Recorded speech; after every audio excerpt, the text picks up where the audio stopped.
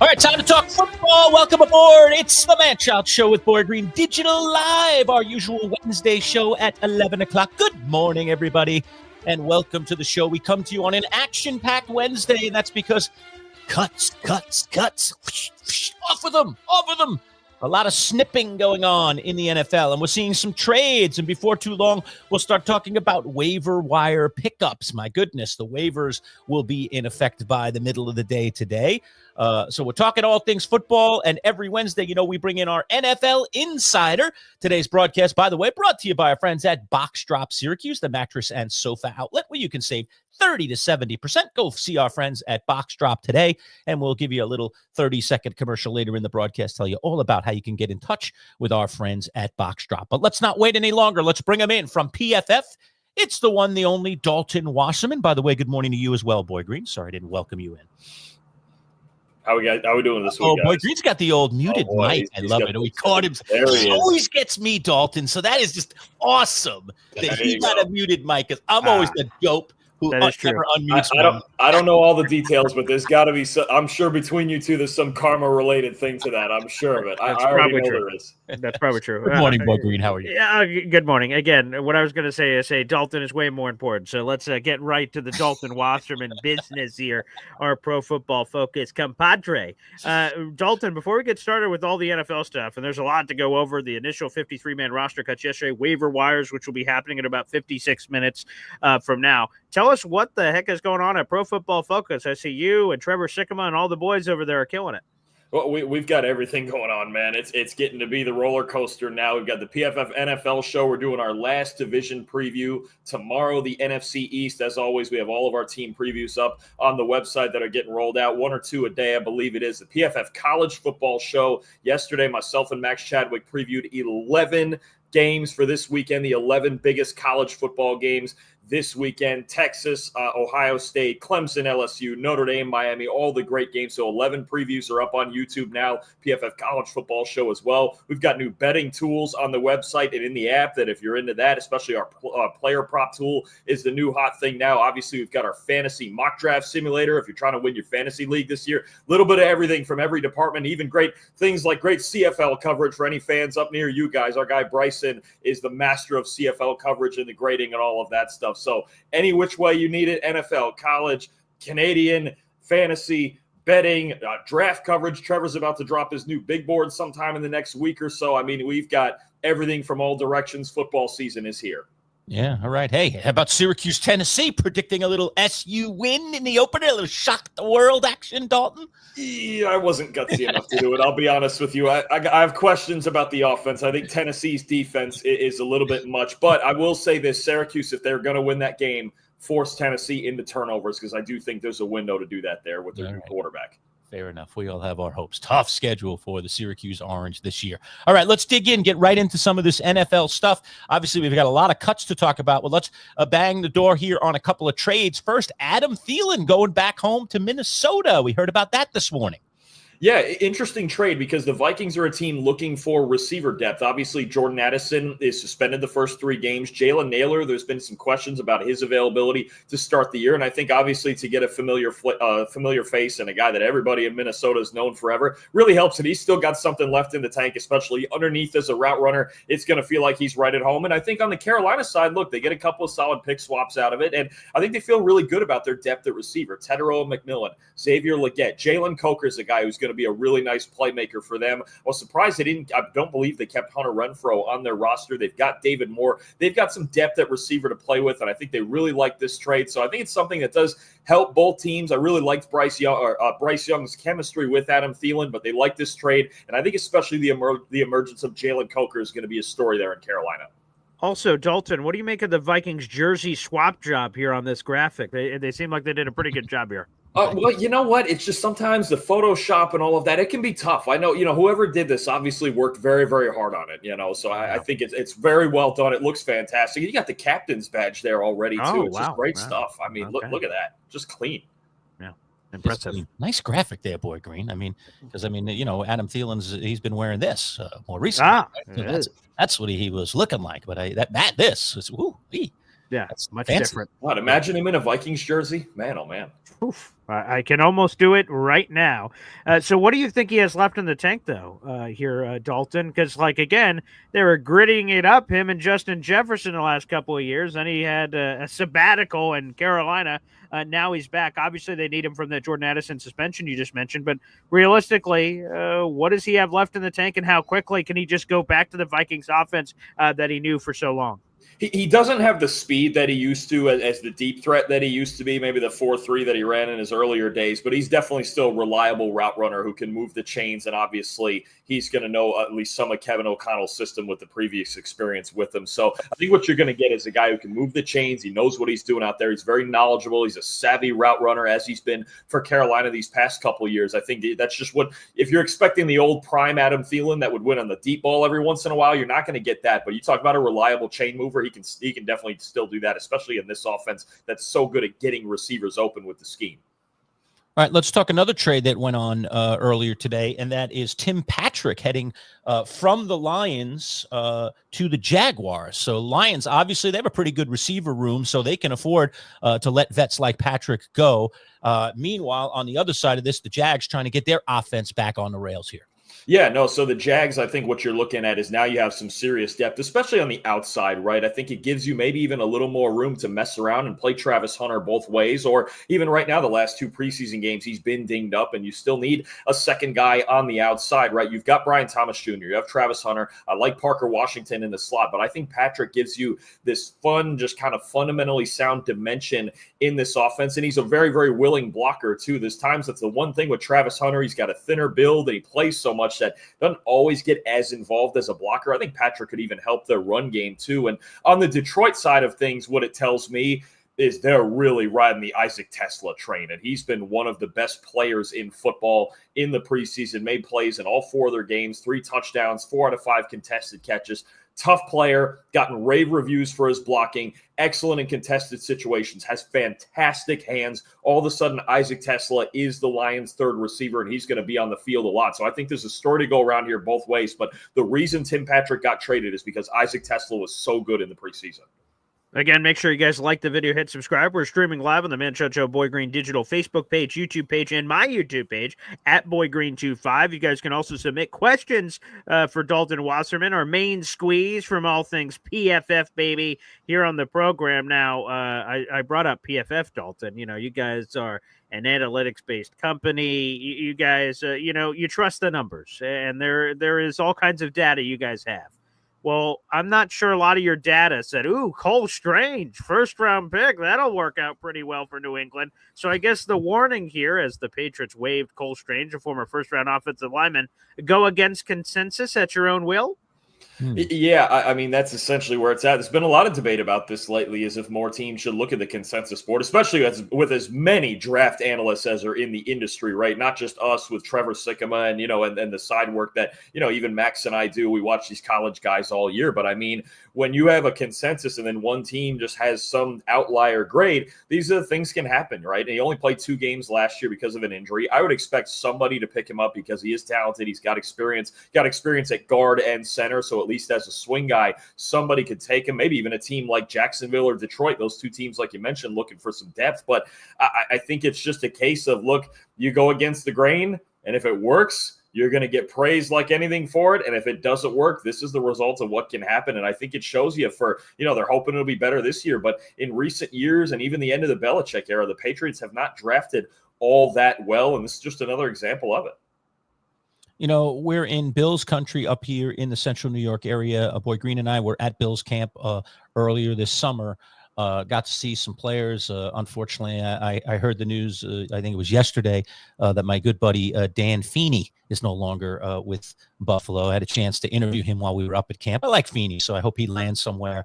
Was a really, really nice guy to interview, a very welcoming kind of guy. So I'm kind of rooting for him in the back of my mind. I love when I meet athletes and I get to know them a little bit, and I'm like, I'm rooting for that guy a little bit. He's been a bit of a journeyman in the NFL. But another interesting thing happened this morning with the Buffalo Bills. They picked up Jordan Poyer and are going to add him to their practice squad. Well, that's obviously a familiar name for Bills fans. Poyer's been on a rough journey in recent years. Does he have anything left in the tank, Dalton?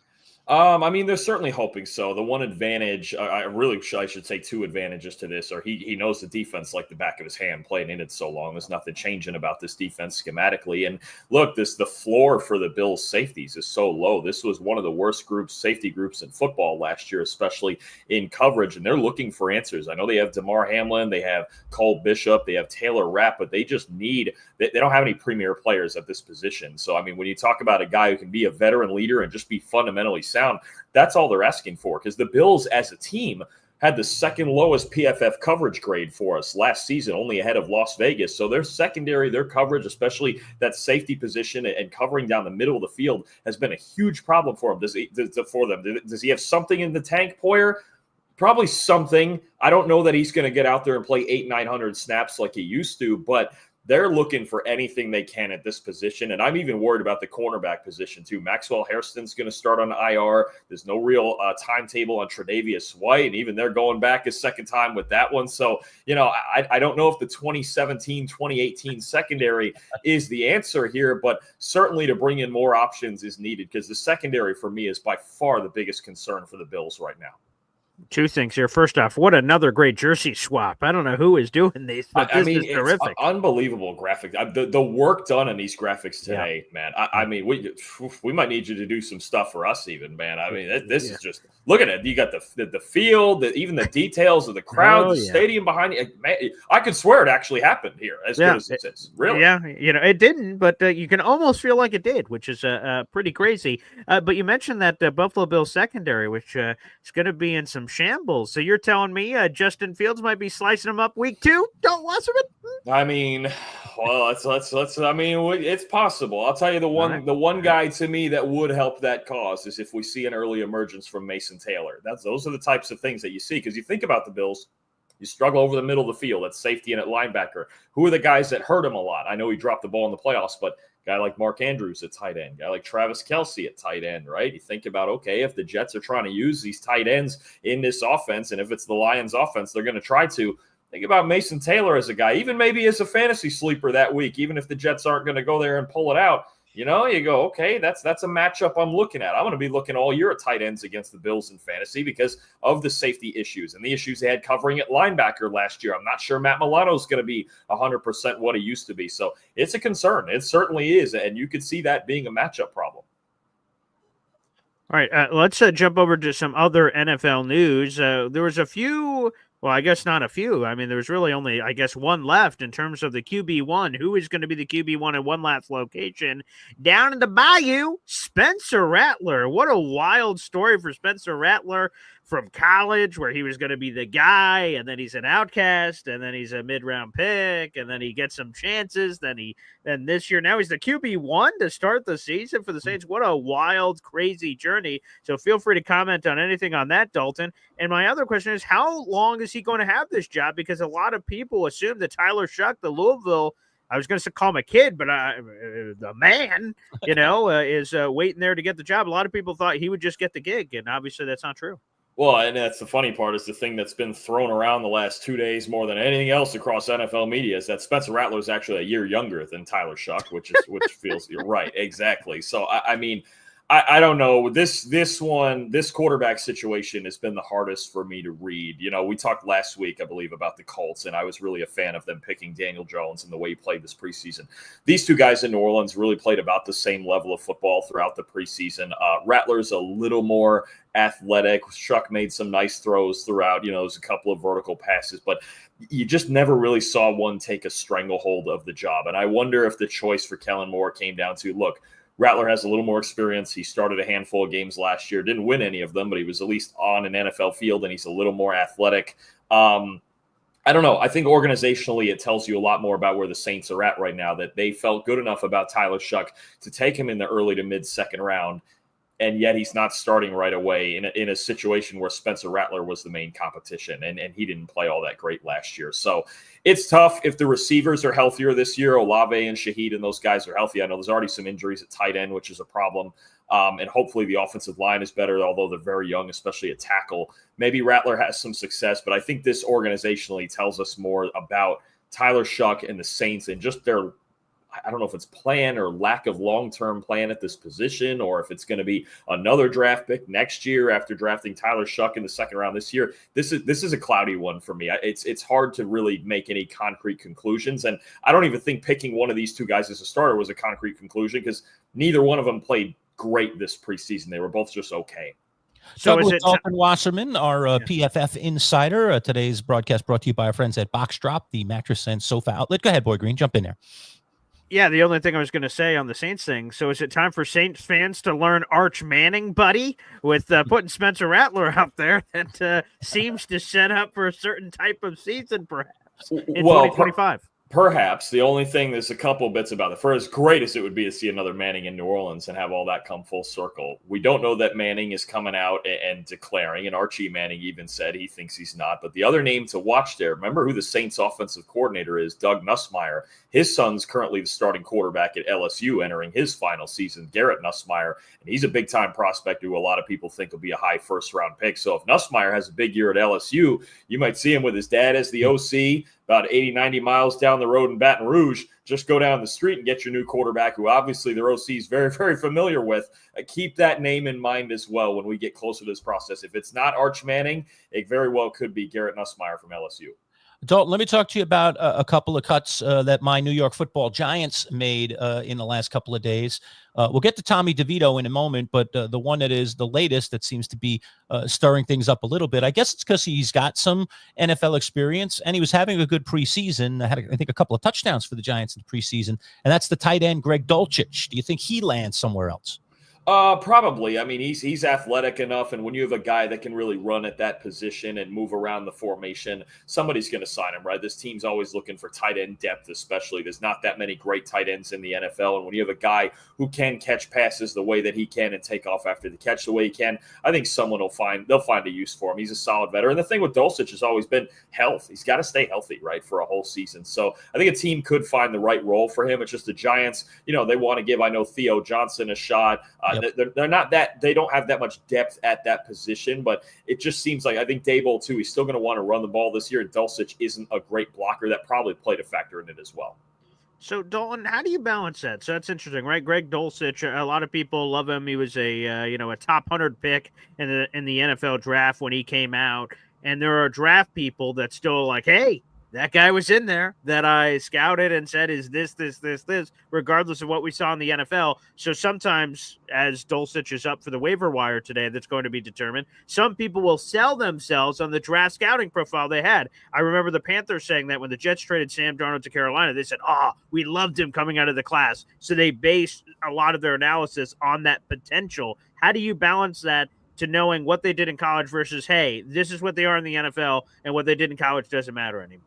Yeah, I mean, to me, this one thing, the most recent tape is always the most accurate tape. So you can't just fall on draft priors. It's the same reason everybody keeps taking Kyle Pitts very high in fantasy drafts, right? It's kind of that's the old joke. This is the year. This is the year, right? But the most recent tape is the most accurate tape. And the other thing, too, that gets forgotten with guys like Dulcich, and even Sam Darnold had his share of injuries. I remember the foot injury or the mono during the season, the 1 year and all of that, where people forget that it's not just the games you're missing when you get injured and you're missing a month or two or even a whole season.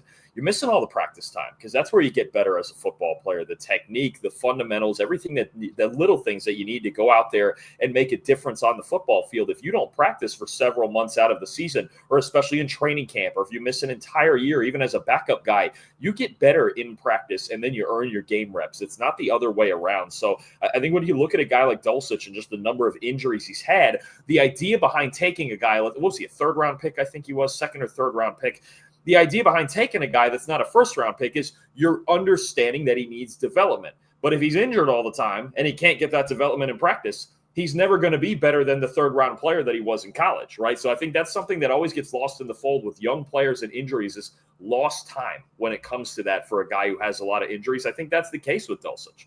Talking with Dalton Wasserman, PFF, our NFL insider. We do this every Wednesday. Starts off our Wednesday live show, hangs out with us for about a half an hour.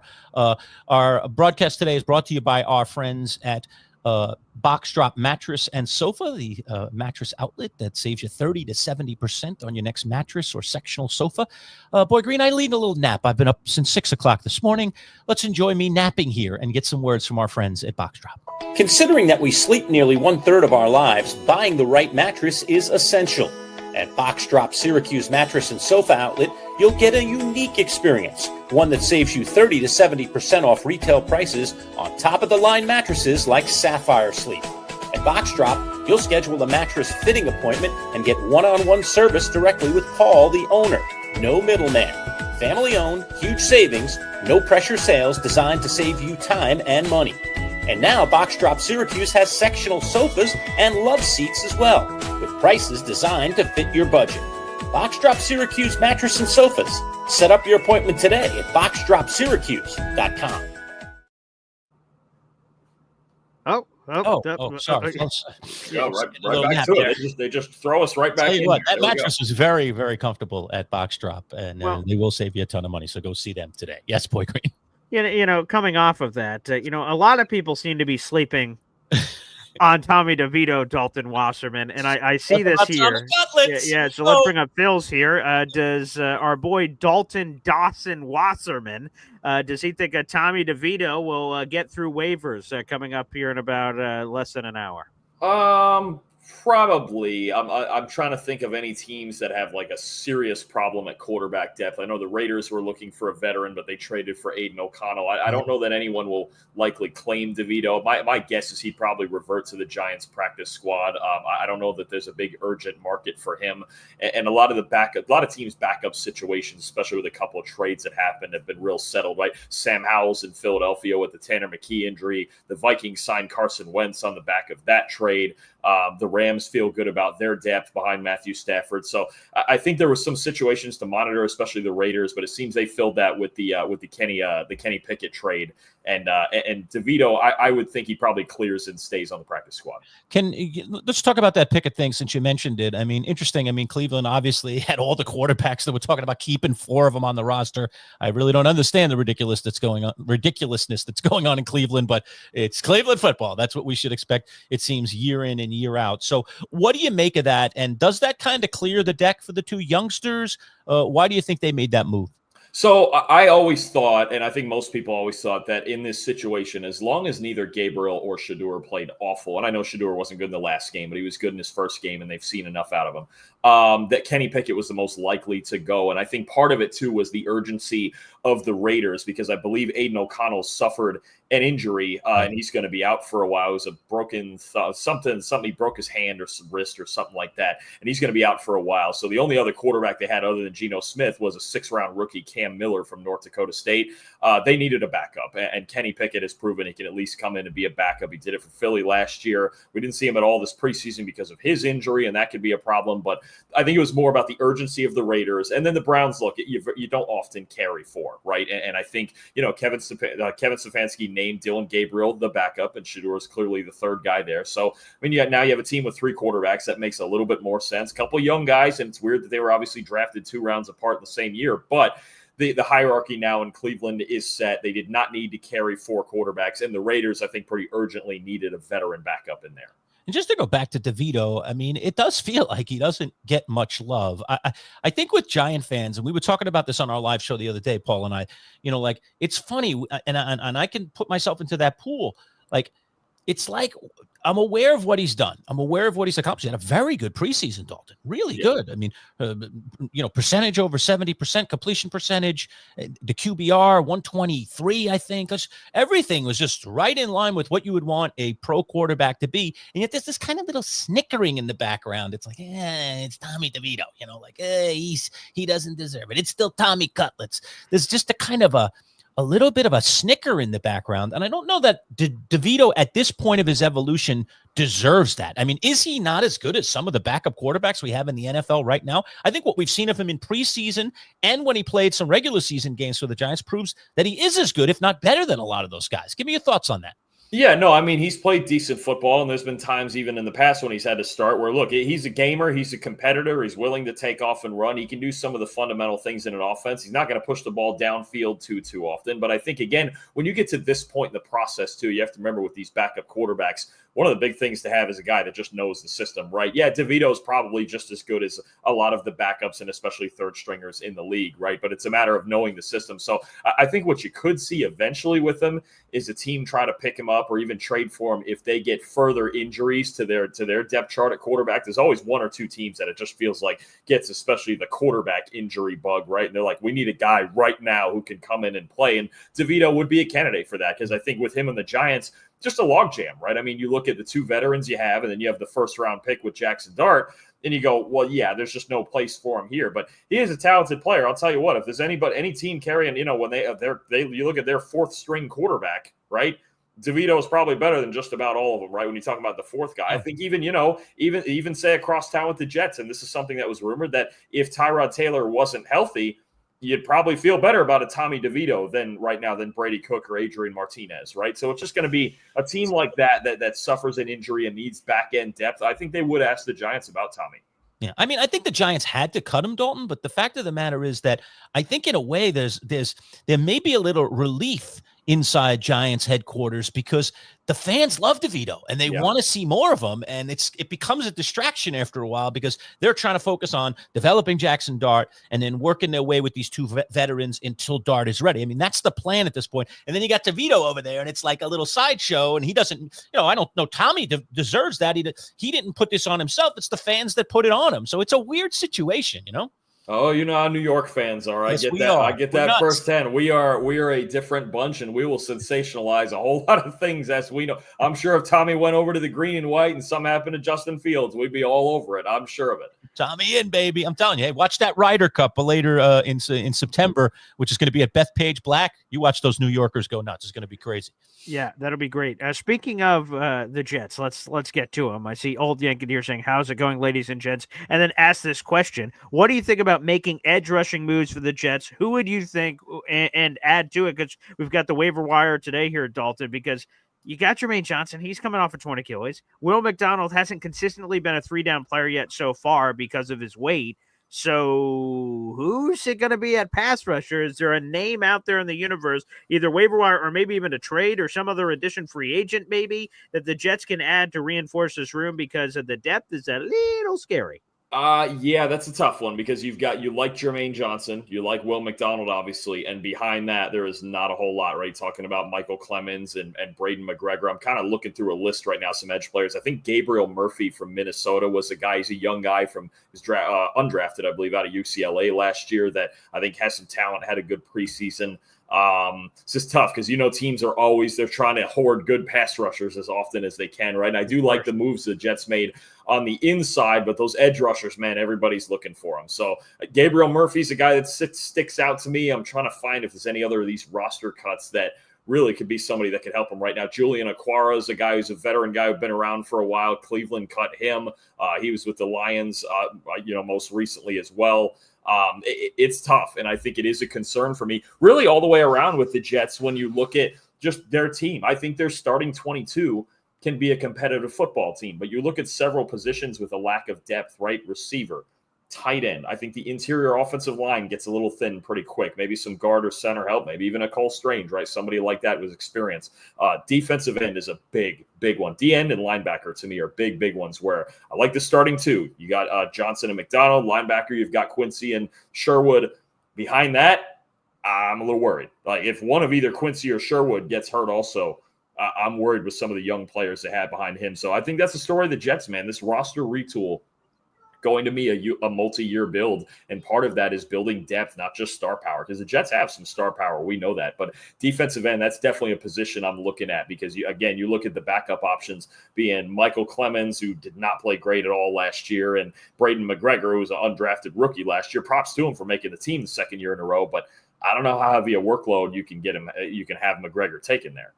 Well, Dalton, if I had the As the World Turns music, I'd play it right now. Let's go into the soap opera known as the Dallas Cowboys. A little bit of noise happening in the last couple of days. The latest noise, their head coach saying that if Micah Parsons is ready and is going to play for game one, it will be a ramp-up situation, meaning he will not be ready to play an entire game. Let's talk about what's going on in Jerry's world.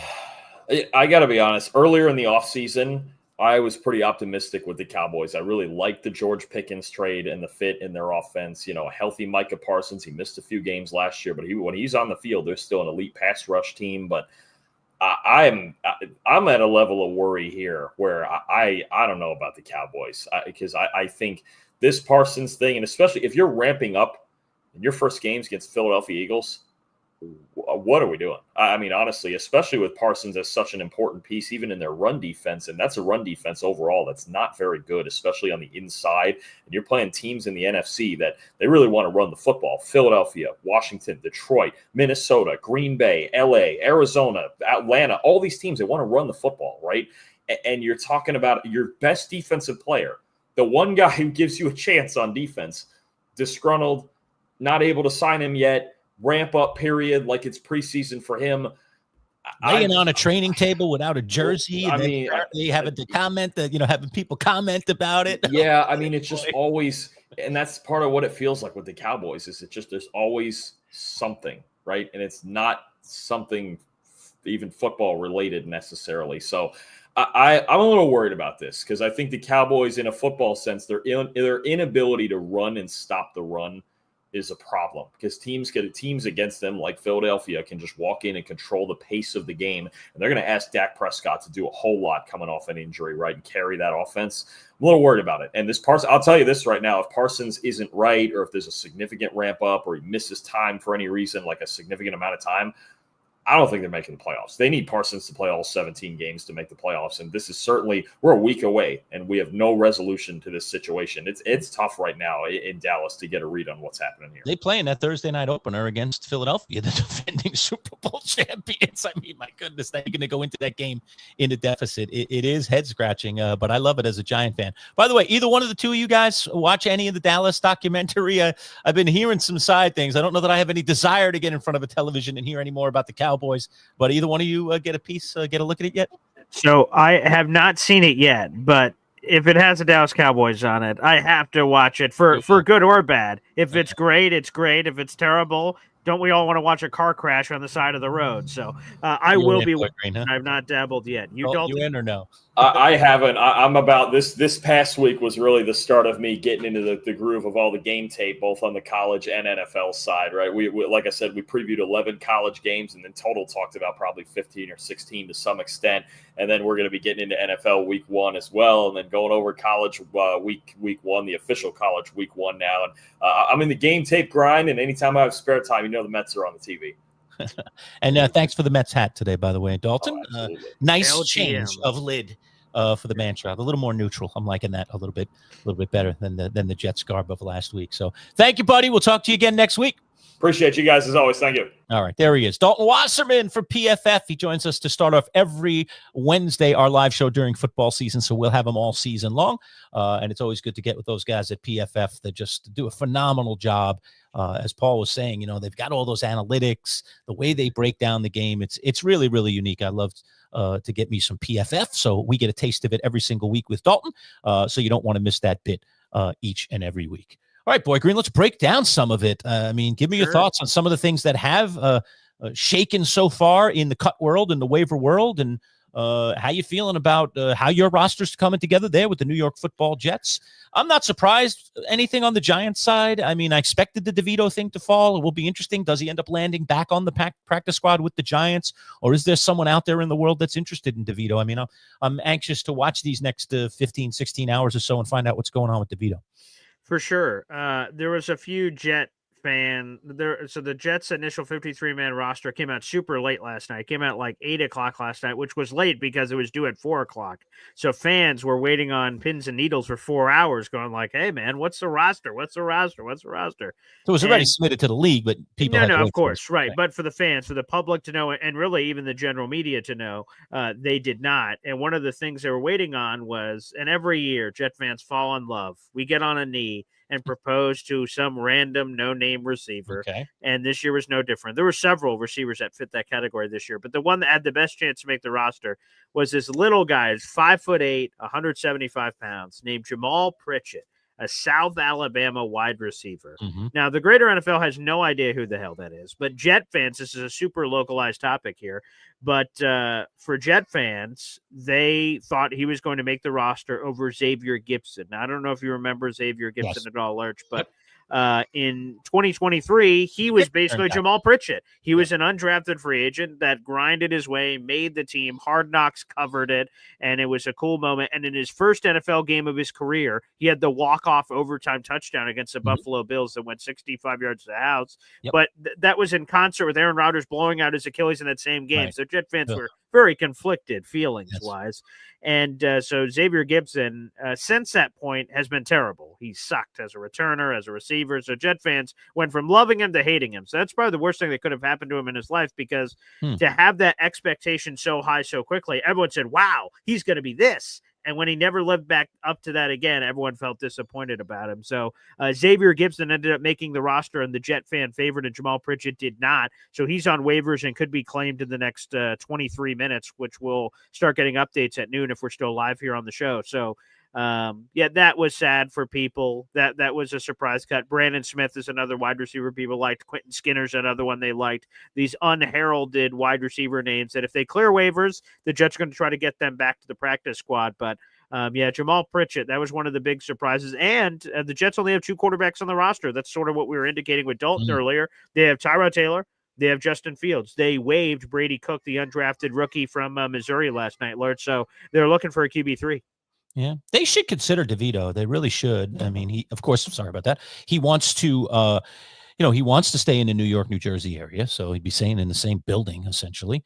And the Jets could use a little depth there. So why let him escape and go back to the Giants practice squad if indeed you can keep a guy for depth and maybe even stash him at some point. Plus, you have to be concerned year in and year out about Tyrod's health. I mean, I love the guy to get to death, but he really has trouble staying healthy. And every time he seems to get a chance, something goes wrong. Right. Well, So that's it's, true. Come on. So it's Tyrod. 2 things here, I would say. So Justin Fields has never had a fully healthy season in his career. Right. Tyrod Taylor's playing much longer, 14-plus years, has never had a fully healthy season in his career. Here's how it works. So in 20 minutes, waivers happen. So if Tommy is claimed on waivers, he has no choice in the matter. If the Cardinals get him or the Raiders, Rams, whoever, he has to go wherever he's claimed. If he goes unclaimed, the decision goes to Tommy. Everyone then, the Giants can approach him. Hey, you want to come to our practice squad? The Jets can approach him. Hey, you want to come to our practice squad? And let's just say it's between those 2 teams. Because why wouldn't the Giants want him back? He knows the system. The practice squad's right there. Why wouldn't you want him back? Of course the Giants want him. Do the Jets want him? We'll see what happens. But if I'm Tommy and I am a true free agent, I don't get claimed, I want to look at the situation that gives me the best chance. And if you look at the Giants, they've got a first-round pick quarterback. They got a couple of veterans. I don't see the path if I'm Tommy DeVito on the Giants. On the Jets, I see it. They don't have a franchise quarterback guaranteed on the roster. So if I'm Tommy over there, I am certainly looking at that side of the fence if I have the choice. And I would pick the Jets because that gives me the better chance in the immediate and maybe even in the future.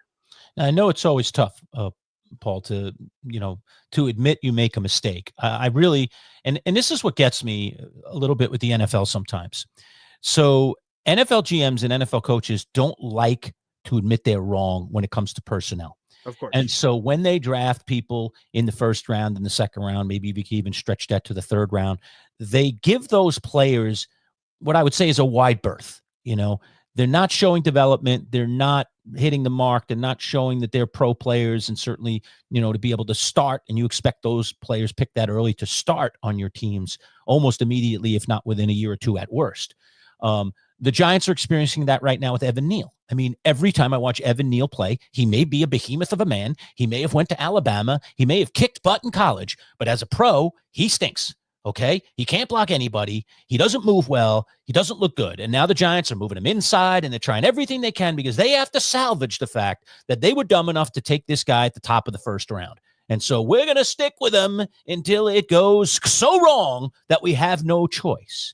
The Jets cut a guy that was a first rounder from a few years ago, Malachi Corley. So let's talk about that. Third round. I'm sorry. Picked a high pick guy. All right. He was. So, how hard is it to part with these guys? Let's talk about it from a Giants-Jets perspective or just from an NFL perspective. It's a good question because, for instance, the Jets had a draft pick this year in the 5th round. His name was Tyler Barron. And for Tyler, he hasn't done a whole heck of a lot since being drafted in the last couple of months. So the question was, well, do you keep him because you drafted him, because you sort of owe it to him, or do you just make the best football decision and get the guy that's impressed the most? The Jets lean towards keeping the pick and saying, hey, we'll develop the guy, but he's shown nothing this offseason. So we go to Malachi Corley. I think it's a little easier for this current Jets regime to pull the trigger and rip off the Band-Aid. They didn't draft him. They don't know anything to Malachi Corley. So I think it's easier for them because the Joe Douglas, Robert Shaw regime that were all in love with Malachi Corley or all have been fired already. So I think that is a little easier. But in a general sense, though, people don't like admitting mistakes, Lerch. It's not good. True. And especially when you're people in the power seat of a general manager chair and a head coaching chair where every move you make is scrutinized, by openly accepting and waving the white flag on a pick saying, I'm an idiot and I made a mistake.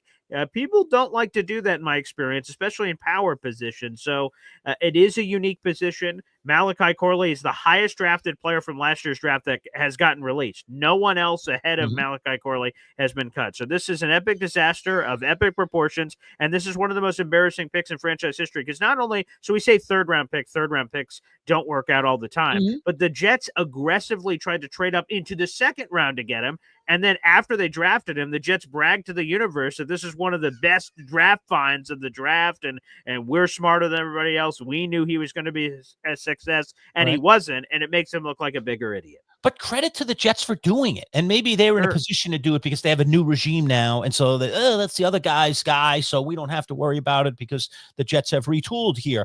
But it shouldn't be that way. These guys, these coaches, we go to these camps, we go to these games, and we hear it time and time again. We hear it in the locker rooms. We see it on television. The best guys are going to play. We're trying to put the best 53 on the field. And then the reality is sometimes they're not because they're just tied into their past mistakes and they can't admit they screwed up and that this guy's just not going to be a good pro. He hasn't shown us anything. If he was if he was a 7th round pick, he'd be gonzo. If he was a UDFA that we picked up, no problem. We can let him go like that. All right. But you get a guy like, I'll use Evan Neal as an example. He's not the only poster child out there and he just keeps getting chances. And you're just like, why? Every time he goes out there, he looks like a buffoon.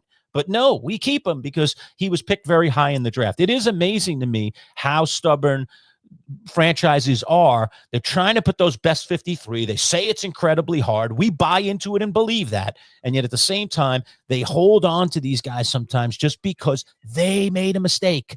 Guess what? Scouting is a very imperfect science. It's okay to make a mistake. Move on, man. Move on.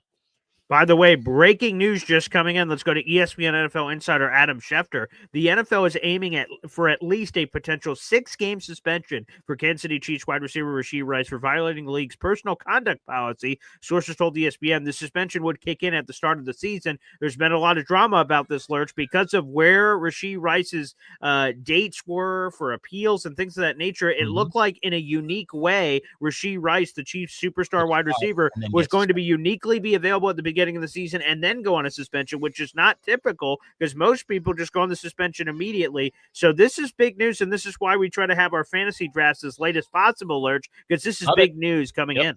Right. That's why I don't want to touch these guys that have these pending suspensions or haven't been decided because I just don't want any part of this. We'll see if okay, the NFL wants 6. And frankly, this is not official. Based on what we've heard and what's out there, I wouldn't have any issues with that just as a person who knows the circumstances and with say, morals, okay, yeah, and has morals. But, we also know the players, they have their appeal process. There's always back and forth. And so maybe this, if they're kicking around 6, maybe this ends up as 5 or 4. I don't know if the league is going to get it 6. So I think it's probably more likely to be 4. Maybe they can compromise and land at 5, maybe. But, we'll see where this all goes. But that's fascinating. And I am not a Rashee Rice drafter.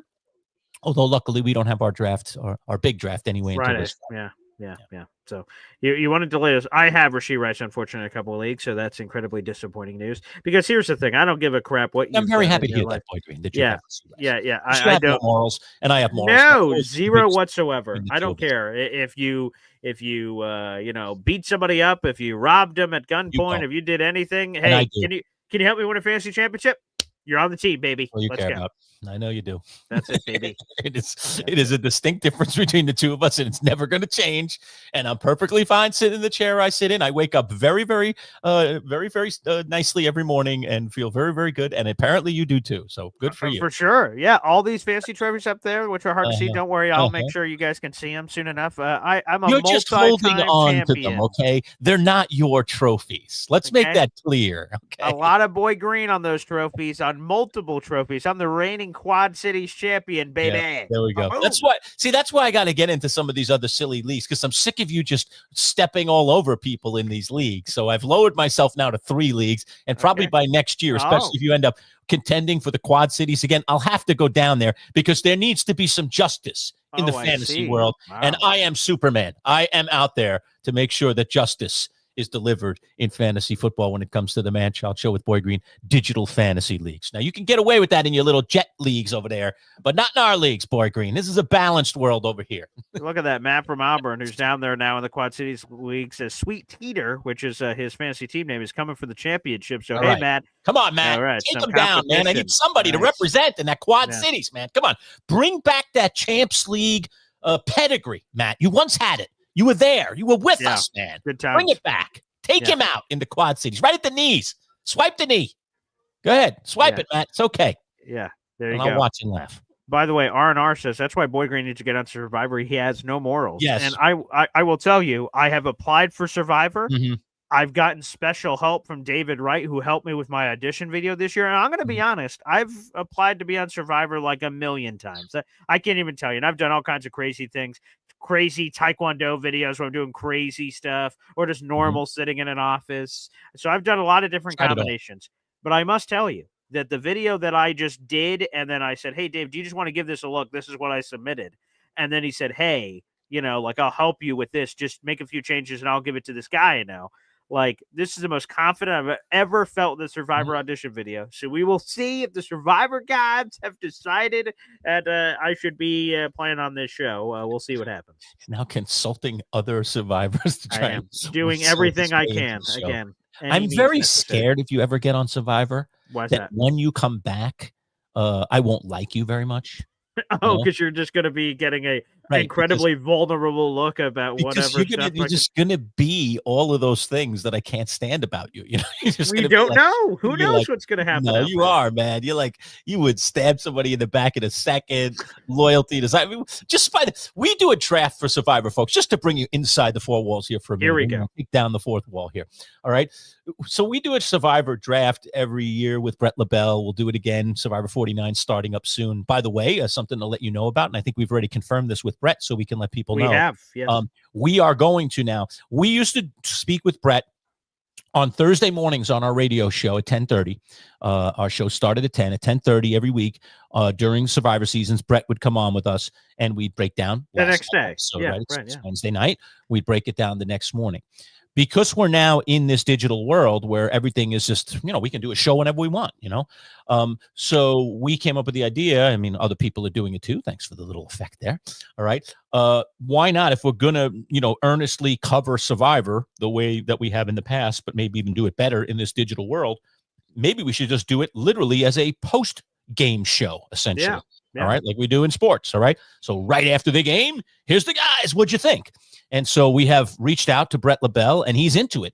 So we are going to be doing Wednesday nights live with Brett LaBelle. And I would say Brett LaBelle and friends, because I'm going to get Brett. I'm going to talk to him, bringing on some of his buddies, bringing on some of the former survivors. And we'll have multiple people in the room who have been on the island, plus me and Boy Green kind of moderating, talking all things Survivor right after the episode. And I'll tell you what, Brett, if you haven't seen him with us or ever heard him on the radio with us, he's not like Mr. Softy when it comes to Survivor. He's like an old school player. He's got a real he hates a lot of the things that Jeff Probst has done with the show, and he's very critical of Jeff. Like he unloads. He's not like, he doesn't hold back. So it's going to be fun post, show where those we get Brett a day, like hours later. We're going to get raw Brett now. I'm a little worried about the expletives. Good thing on the internet we don't have to worry. That's true. We're safe. I think Brett's going to be very raw right out of an episode, because when he doesn't like a challenge or he doesn't like a gimmick or something they're doing, he lets you know right away. I mean, he does not hold back. Usually I'm trying to calm him. I'm like, calm down, Brett. It's okay. It's just a game, But he's very, very passionate about Survivor. So we'll get him, and we'll see if we can get some of his Survivor buddies to join in as well. We've already talked to Tiffany Seeley recently. So yeah, sure. He's good friends with Chris Hammond. So we've got a bunch of people. There's a real pool of people, and Brett goes to all the reunions and everything. So, hey, more Survivor content coming your way. That's for another day, because we're talking all things NFL here. It's the Manchild Show with Boy Green Digital. I'll tell you what, Boy Green, let's just take a breather, quick 30 seconds. We'll let you meet along with one of our sponsors here, and then we'll come back and we'll talk some more about these cuts, trades. I also want to talk about a piece that Dan Graziano put out. I think it was this morning or very recently, about his don't be surprised if for every NFL team. I'm going to pull a couple from that list and see what you think about some of the things that Graziano wouldn't be surprised if such and such happened to that. All right. But first, a word from our friends at Play It Again Sports. Warm weather sports season is here, and if you want to gear up and save money on some of the top brands of golf, soccer, and baseball equipment, and much more, Play It Again Sports can be your solution. With both new and gently used gear, Play It Again has prices way less than regular retail stores. And for all you golfers out there, get some quick money for those clubs you've got stashed away and are collecting dust. Play It Again is always looking for quality gear. No appointment necessary. Just bring it into the store. Play It Again Sports in the DeWitt Town Center on Erie Boulevard. Don't spend more. Play it again. Play It Again Sports. Syracuse.com. All right, Boy Green. So going through some of the cuts again, you mentioned some of the Jets cuts. I mentioned in our interview with Dalton about Greg Dulcich walking from the Giants. Obviously, Tommy DeVito, the biggest name, at least in terms of who people know, because he plays the position of quarterback. We're going to find out if he gets picked up on waivers. We mentioned that Adam Thielen trade to the Vikings. You like it for the Vikings? I mean, I think there's kind of a cool thing about Thielen going home. I think he's still an effective player. He's not once the threat that he once was, but I think, on a team with a guy like Justin Jefferson and some of those other weapons, and obviously they're dealing with the suspension there as well. I mean, why not? It just seems to make sense that he could kind of help hold the fort there.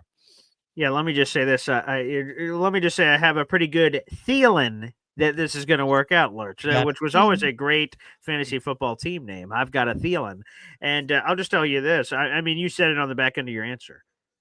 There's this line in, Spider-Man where, Aunt May, it's an older version of Spider-Man. She turns to him. She's like, you're not Superman, Like, you don't have to be Superman. And that's Adam Thielen. Justin Jefferson is Superman. You could be a sidekick. You could be Robin. You could be one of the, Aquaman. You could be one of those lower level superheroes. That's all you have to be. Like, look at this offense. I won 14 friggin' games last year without you, Adam Thielen. So I don't think they need him to be crazy. The good news is obviously, with the season upon us in 12 days for everybody else, and a week from tomorrow for just the NFL season in general, Cowboys Eagles, is that you need someone that knows the playbook intimately. And Adam Thielen has a great relationship with Kevin O'Connell. So that sort of relationship and knowledge of the playbook, I think, should help accelerate things. Addison's out for the first 3 games because of suspension. So I think Adam Thielen is going to be just a wonderful, solid piece. I'm not expecting I'm sure everyone scrambled to their fantasy football waiver wires today to see if they could go pick him up, but I think he's just going to be solid for him. And then what are we talking about? A couple of pick swaps and in future drafts? Who cares? The Vikings are trying to win a Super Bowl this year, and this I always thought was their best option to fill in the immediate for someone that could make an impact. I know there's some whispers about like a KJ Osborne, which doesn't exactly move the needle. I think this was the right deal and good for Carolina to make the move. I wasn't sure if they were going to, especially after they released Hunter Renfrow this week, that maybe that indicated that, Thielen wouldn't be moved, but obviously they feel good about their younger receivers. So, this is a good move for the Purple People Eaters. You a buy or sell on J.J. McCarthy? Where do you stand with him?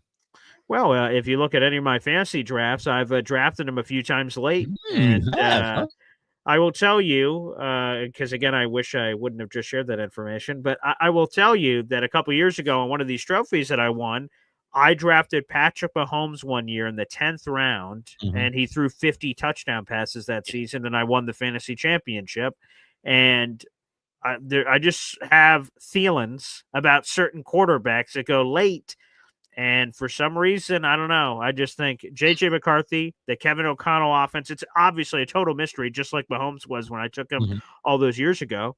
Sometimes you just got to take a risk. I've been taking quarterbacks very late in all my fantasy drafts so far, and they've been a variety of guys. Not everyone is J.J. McCarthy, but I have him in at least 2 leagues. I just have a feeling that he's going to be a guy, especially with that offense and the weapons around him. So I have a very good feeling about J.J. McCarthy.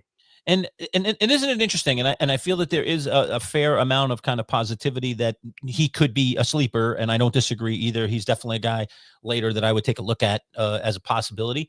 What's interesting to me, though, is it doesn't seem like Sam Darnold is. And Sam Darnold had a great season last year, but he's playing in a different system this year. So, and I'm finding in a lot of drafts, at least 2 of them that I'm in already, Darnold wasn't even drafted. So what's your take on Sam Darnold? He's always been kind of a favorite of yours. I know, the Jets drafted him at the top of that draft. I remember sitting next to you. We were in the same room for a draft. I'll never do that again. All right. And when they picked Sam Darnold, so are you still a Sam Darnold guy? You were on him last year, and then he did pop. I haven't heard a peep from you about him this year. Where you stand with Sam Darnold? Yeah, I'm trying to keep all my draft information very close to the Yeah, vest. I know. It's almost over now. You could start to let it out. That's true, but I'll just let it out right now because you're right. I haven't said it anywhere. I love Sam Darnold this year, man, and him going undrafted, music to my ears. People keep overlooking Sam Darnold. That's fine.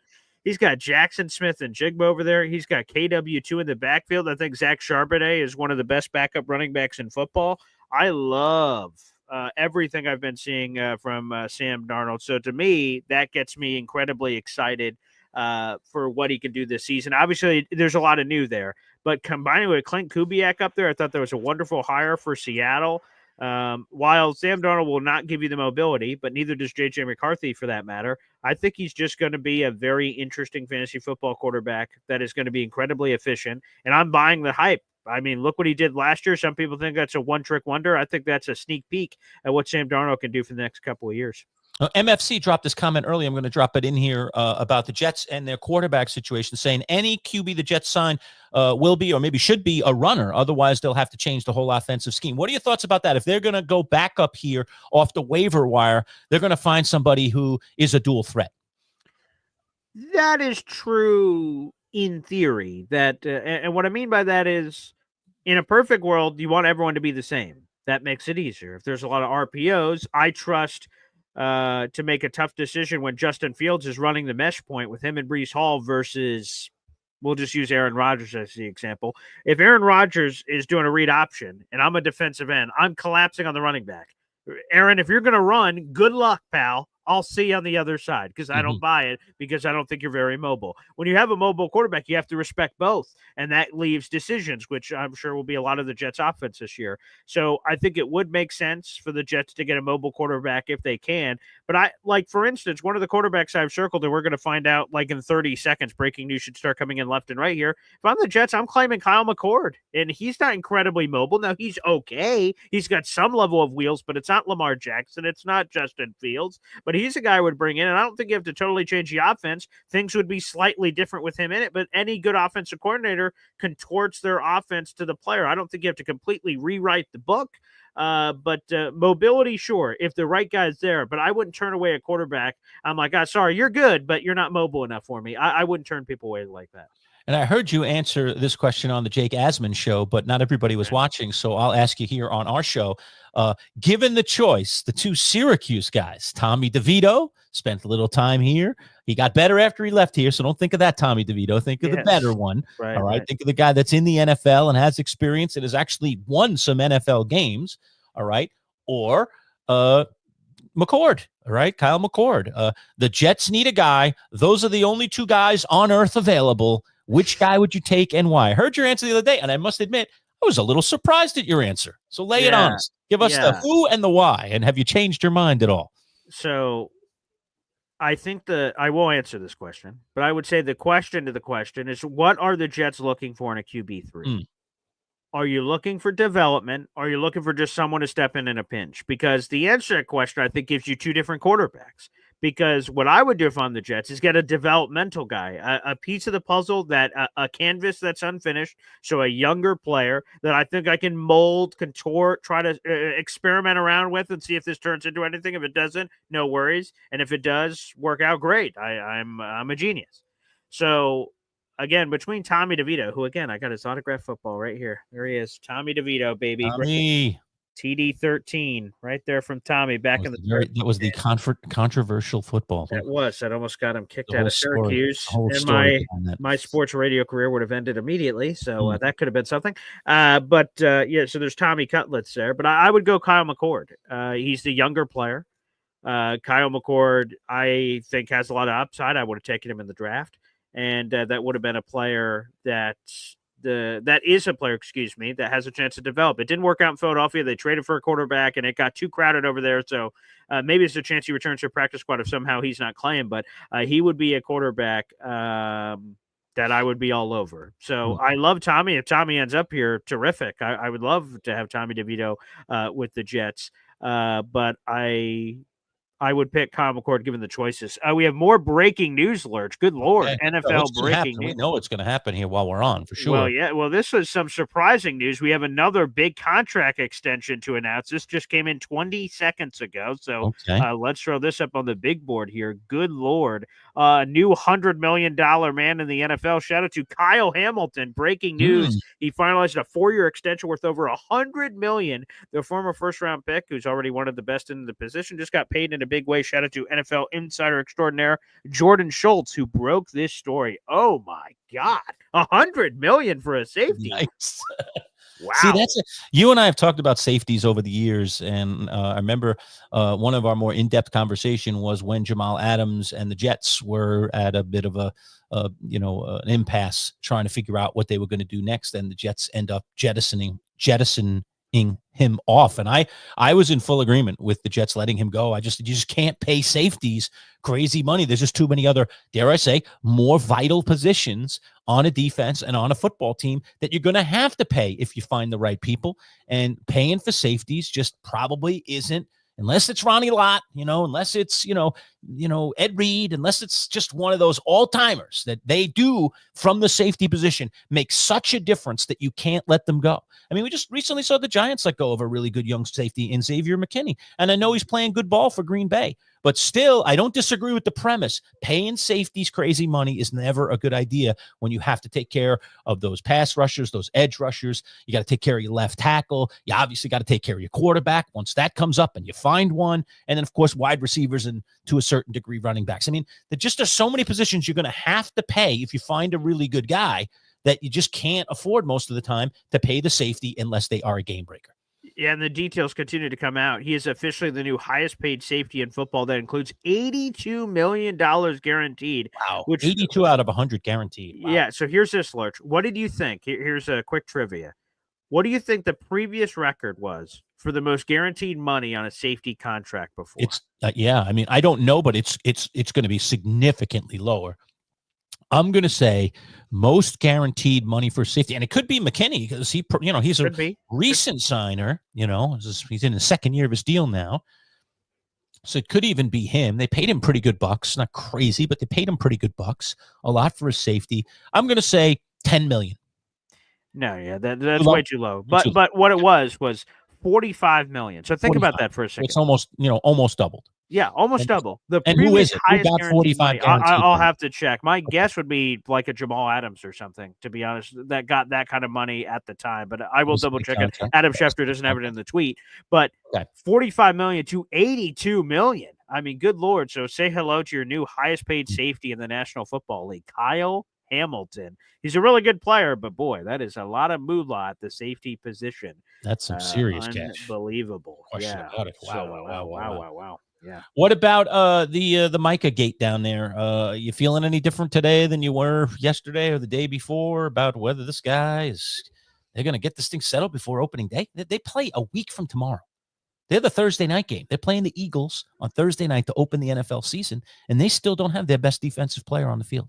Yeah, by the way, Antoine Winfield Jr. of the Tampa Bay Buccaneers signed that $45 million guaranteed deal, which was the previous high before Kyle Hamilton just signed his right now. So just to give that clarification coming out. On Micah Parsons, we're live, obviously, right now. A week from tomorrow, the Cowboys open up the season in Philadelphia against the Eagles, the defending Super Bowl champions.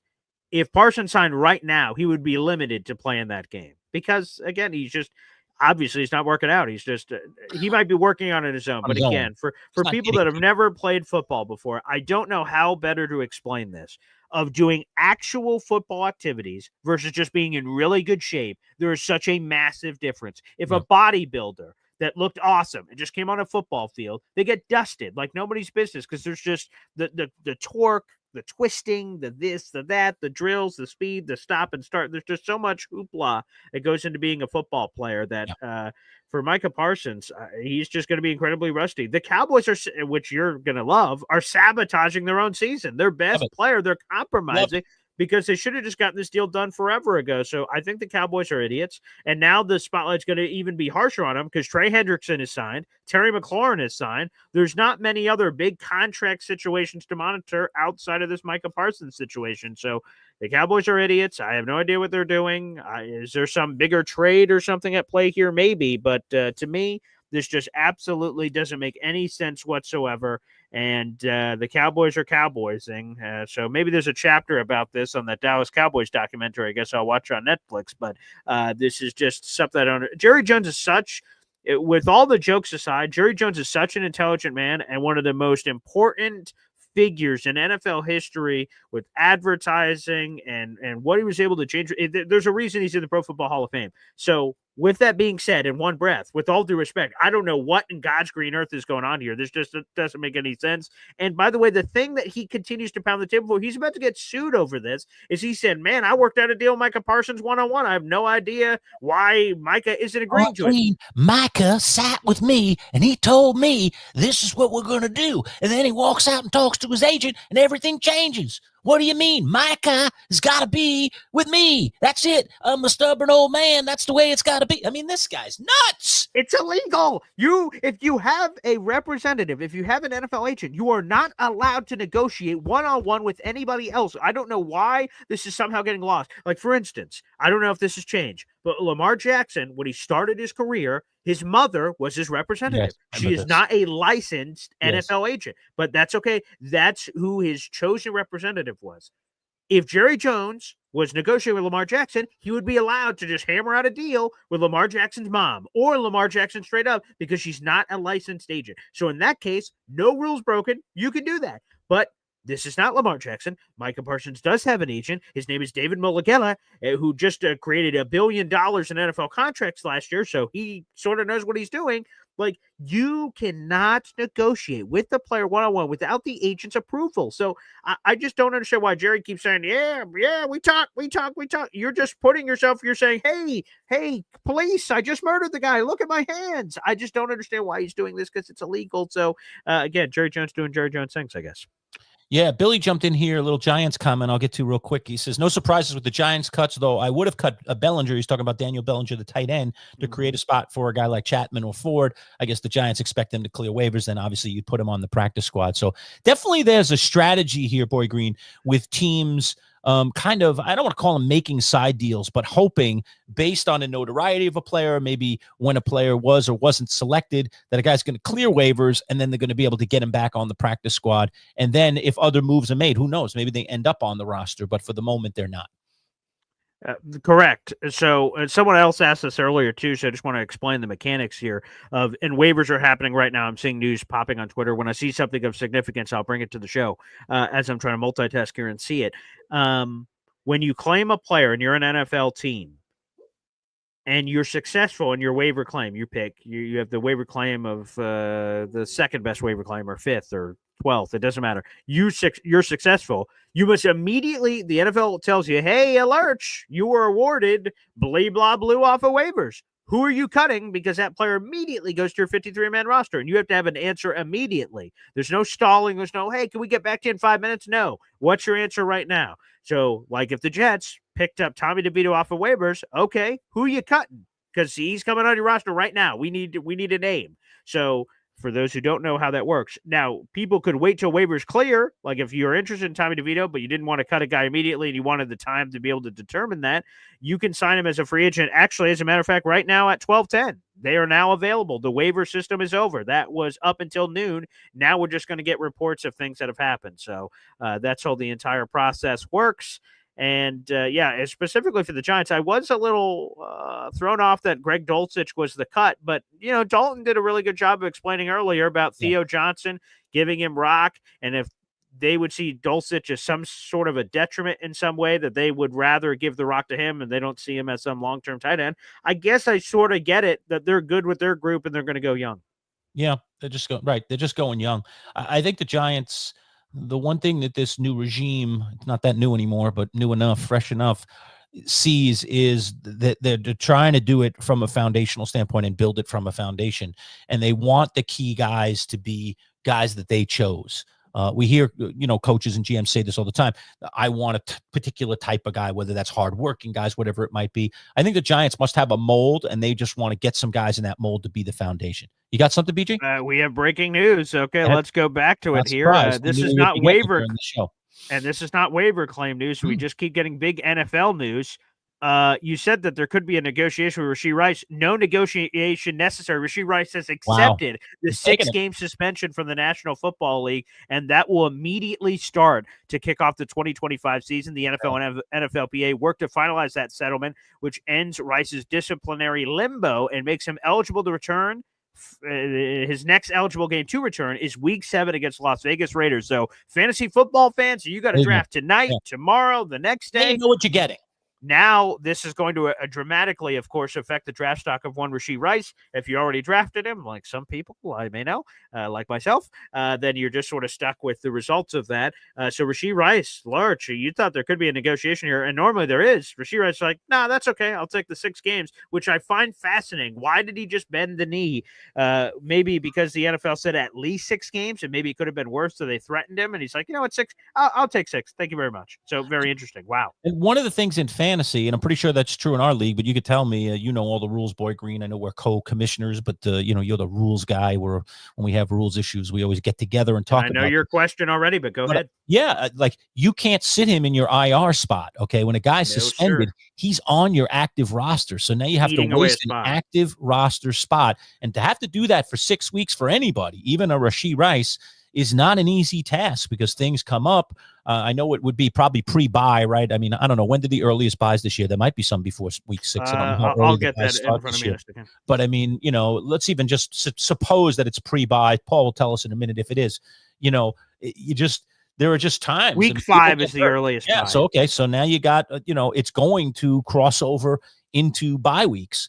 So that you're going to have now to give up an extra spot during those weeks too, which is tricky. So, this is interesting. Yeah, the Chiefs bye is Week 10, but also just so you know, when things like this exist, let's say the Chiefs bye would have been Week 5, that does not count towards one of these. It is games. Week 7, right? Yes, not weeks, games, not weeks. Again, that's irrelevant for this because the Chiefs bye is later in the season anyway. Right. Notice it says a 6-game suspension. Looking at the tweet right there from Tom Pelissero, 6-game suspension, not 6-week suspension. Wow. So Rashee Rice out. That is a crippling blow to my fantasy team. I must immediately take Rashee Rice out of my starting lineup. But thankfully, that didn't happen for the Champs League. If you had morals, you never would have picked him to begin with. All right. Well, because I haven't picked him in any drafts. I haven't even looked at him. He's literally like before the draft starts, there's a line through him on my draft board. Like he's off the board. Oh, wow. Okay. He's off the board. Yeah. Just like Odell used to be after he left the Giants. Line. Okay, bye-bye. Although, just like Kadarius Toney was for 5 seconds, and then you drafted Kadarius. Yeah, that was a mistake. I'll never make that mistake again. Yeah, sure. There you go. The 49ers have signed a veteran wide receiver Marquez Valdez-Scantling. He was most recently cut by the Seattle Seahawks, so that's breaking news just coming in. He's jumping over San Francisco. Boy, are they having wide receiver issues, so there you go. Big time. Wow. I mean, is Ricky Pearsall number 1? I mean, who's number 1? Yeah, because Ayuk's hurt. Jawan Jennings was hurt. I don't know what his current health I'm not status sure is. what's going on with him. Ricky Pearsall, and he was hurt during the offseason Yep. too. Oh boy. Mm-hmm. Christian McCaffrey, George Kittle. I don't know. Wow. And interestingly, we were talking earlier. I said I would come back to this, and as news breaks, don't worry, we'll just bounce away from it. But this was just a little fun topic that I brought to the table today. If we had time, and we can drop a few of them in here in between all the news that's happening around us. But this was a Dan Graziano column on ESPN.com. And the title of the column was essentially, don't be surprised if what could happen for each team and, each of the 32 teams in the NFL. And for the San Francisco 49ers, Dan Graziano's don't be surprised if was the 49ers end up back in the Super Bowl. You think that wide receiver core is taking them back to the Super Bowl? Okay, I'd have to say I don't agree with that, Dan Graziano. Don't be surprised if. I think I'd be more like shocked if the 49ers end up back in the Super Bowl. Yeah, I just don't see that at all. I don't. I've heard a few people say that people are sleeping on the 49ers. I don't think they're sleeping on them. I think they're appropriately rating this 49ers team until proven otherwise. I don't know. Brock Purdy just got the bag now, so now you got to, sort of rebuild your entire thought process for it. I don't know, man. To me, I'm not high on the 49ers. The 49ers are the 49ers. I'm not saying they're going to be 2-14 or anything, but or 2-15 rather. But it just, to me, I don't get the hype or the hubbub or any belief in the 49ers until proven otherwise. We don't know if Christian McCaffrey is going to be healthy. Yeah. Old Yank saying Pearsall has high projections in my fantasy. I don't disagree. Pearsall, he's going to get a lot of targets, and fantasy is about, getting targets and being an important part of the offense. So I don't disagree with that. I don't think they're going to be a great team. I certainly don't think they're going back to the Super Bowl. But I do think that there are certain players on the team that are valuable. If McCaffrey can stay healthy, he's always valuable. And Pearsall right now, probably of their receivers, at least in my view as well, probably has the most value at this particular point. Yeah, more breaking news here. The New England Patriots are releasing veteran wide receiver Kendrick Bourne, according to NFL Network insider Tom Pelissero. He had trade interest, apparently not enough, but he had trade interest, I guess, ahead of roster cuts, a veteran receiver entering the mix. That could totally, if the 49ers are adding multiple veteran guys, he is a former 49er, that could certainly make sense as well. So we'll have to keep an eye out for that one just coming in as well.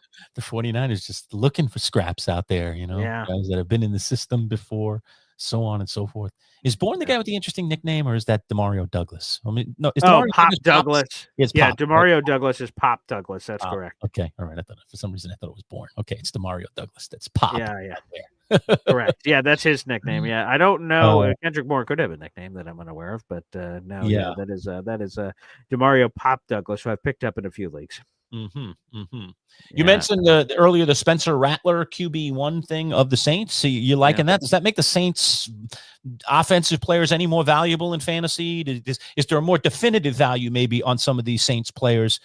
Because obviously a guy like Kamara is going to get drafted. Some of their receivers are going to get drafted. What are your thoughts about the Saints and what little offense they might have could be productive here?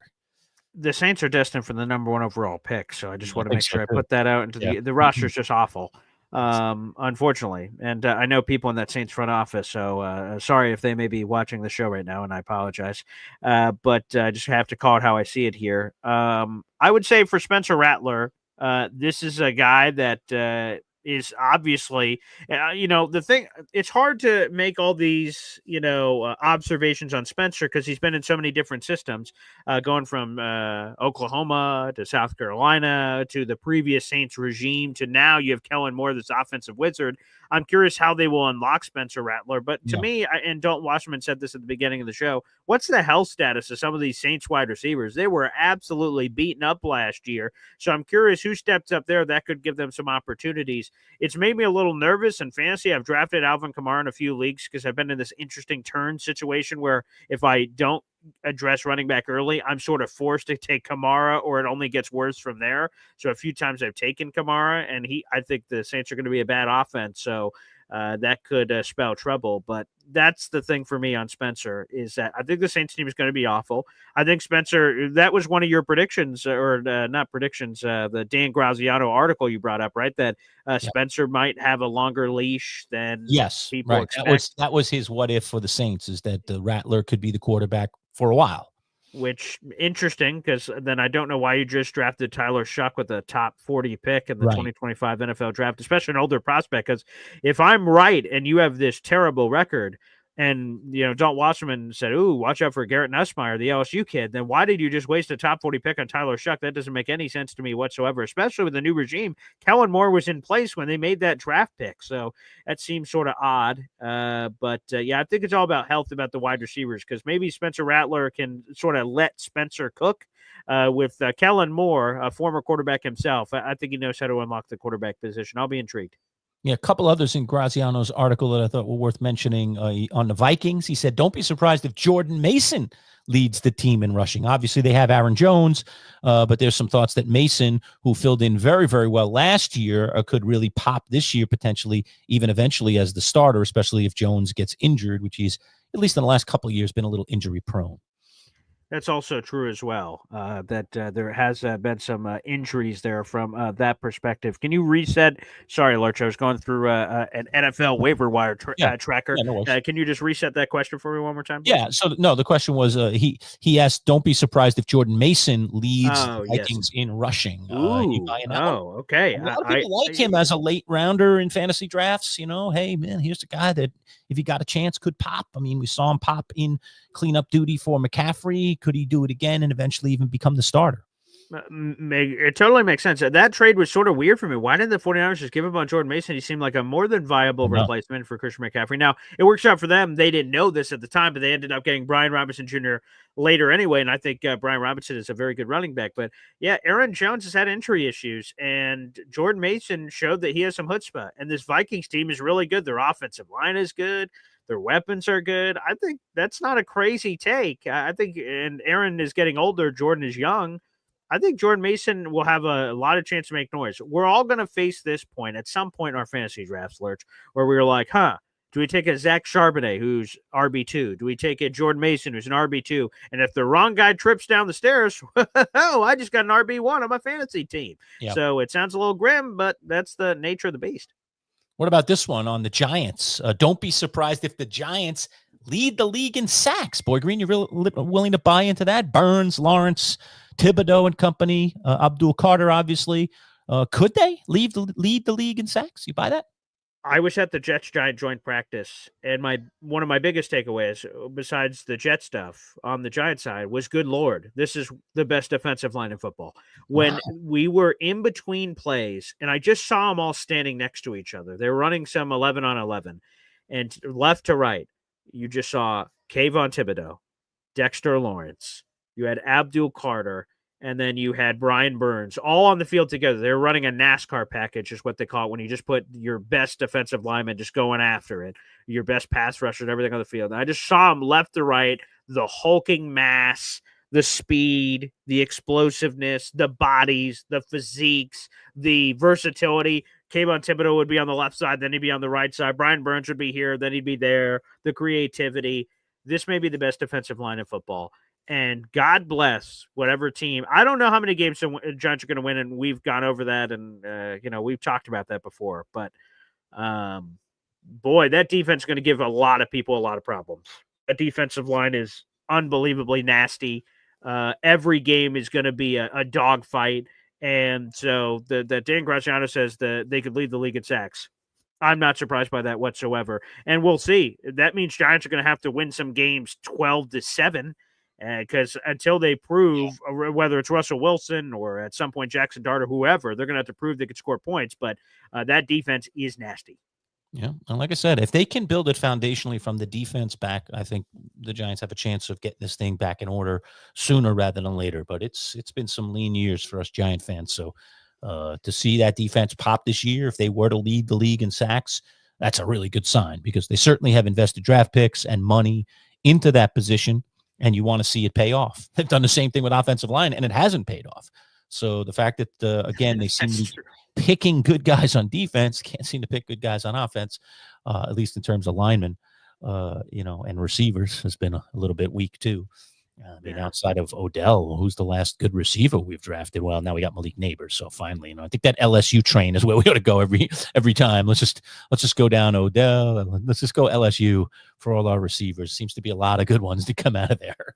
Hey, by the way, here's a little news nugget that came out. So I mentioned that the Patriots were trying to trade Kendrick Bourne. They were unable to, say, cut him. Apparently, there was a deal that was close to getting done between the Patriots and the Minnesota Vikings to send Kendrick Bourne to Minnesota, but Minnesota pivoted and finished the deal with Carolina to get Adam Thielen back. So the Kendrick Bourne deal falls apart. The Patriots have no choice but to cut him. So fascinating. So sometimes you hear about those trade whispers, but you don't get like the full story. And we got the full story. That is fascinating. Yeah, that's interesting. And look, teams that have valuable players really want to try and get at least something, even if it's a 6th or a 7th rounder or a pick swap or something. Sure. Move into the 6th from the 7th. We're seeing a lot of those kind of deals out there in the last few days because otherwise you get nothing. So you might as well get something. I mean, something's better than nothing. And then the guy ends up on a team that actually kind of wants him because they have a need, which is good for the player too. So it kind of works well for both sides. So I'm not surprised we're seeing that. But it's not easy to do, and teams are very hip to the fact that, guys can get dropped, and then you can try to be, the first to get them on waivers, or if they clear waivers, be able to get them, as a free agent. So I'm not surprised by some of this, but this is the posturing that goes on in the NFL, and anytime you can get a piece for later, you might as well go out and get that piece. And by the way, here's some context, right? So we just talked about, wow, Rashee Rice accepting 6 games. That doesn't seem to matter. Why would he do that? Well, Ari Meroff, NFL insider for the 33rd team, says the NFL came to Rashee Rice and they wanted 10-plus games of his suspension. And Rashee Rice and his people are like, whoa, 10-plus games? Let's try to see if we can find something less. That's how they settled on the 6 games, so according to Ari Meroff. Compromise. Okay. Apparently 10-plus. So the NFL tried to come after him hard, which, again, for the seriousness of the things on the resume that led to us to this point, you guys can Google that yourselves. We're a sports show here, but you look at some of that stuff and very serious, and the NFL wanted to make sure that a serious punishment came from that, so they were able to settle on the 6 games. So that makes more sense. The initial reporting that he just sort of accepted it seemed odd, so now that makes a lot more sense. I'll pop over to the comments here. We've got somebody we haven't heard from before. Billy says, Giants have a really late bye. If Jackson Dart gets in there, I think it will be after that Thursday night game, and then follows that up with, hey, enjoying the show gives me something to listen to while working from home. I can't follow along on the sites, but I can listen. Appreciate y'all. And don't forget, Billy, if you're not already, subscribe to our channel. We're looking to up our subscribers.